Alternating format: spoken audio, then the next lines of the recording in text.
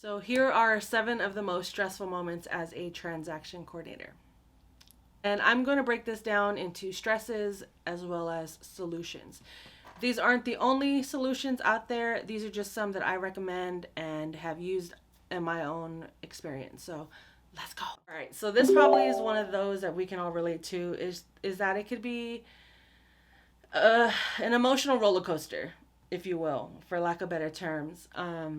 You could be having the best day ever. You got everything done, and an agent comes at you sideways, or they are stressed themselves and they start just dumping on you, and they have to keep a straight face for their client, but now they're coming to you as their punching bag. And that goes into boundaries too. Like, how much verbal abuse are you willing to take to keep this client, make that dollar, or whatever the case may be? And this being an emotional roller coaster, you will be tested, you will be questioned, you will be doubted, for sure.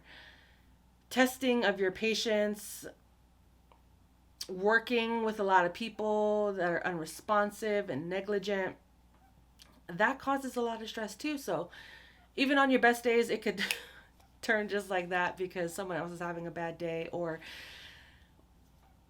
you may start to get insecure because they're insecure. And it's a lot of feelings, it's a lot of emotion, and imposter syndrome might kick in. Just, I suggest trying not to take things as personally, or you are not inadequate.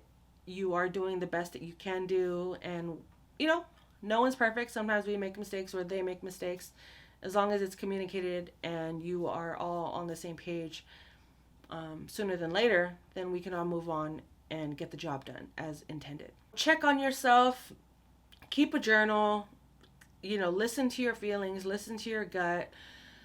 What are your weaknesses? What are your triggers? Get to know yourself, whether it's before you start a new career or today, tonight.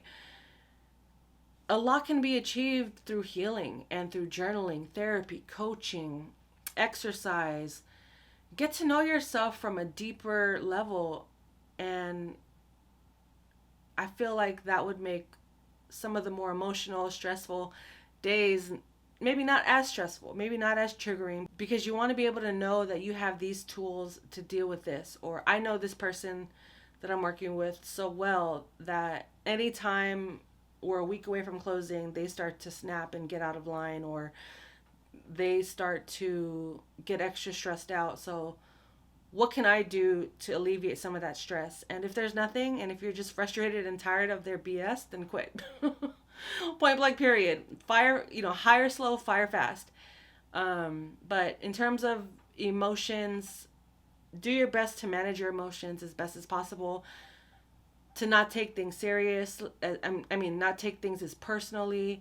A book I'd like to recommend is The Four Agreements, A Practical Guide to Personal Freedom, a book by Don Miguel Ruiz. I keep it on my book stand right at the top. It's a quick read, it's very easy, but the message is highly impactful. Take your time reading it. I know it's small and easy to read, but one of the agreements is to not take things personally. And I feel like once you kind of overcome that emotion, you start to realize, or you see things just start bouncing off of you. And it doesn't mean that you stop listening to people, or you stop understanding them, or you stop being compassionate. It's just a lot of the times people are projecting on their issues onto you, and it may trigger us to be defensive, to feel offended, to get angry, when in actuality, maybe they just came from a empty open house and their mortgage is behind 3 months, but you have no idea.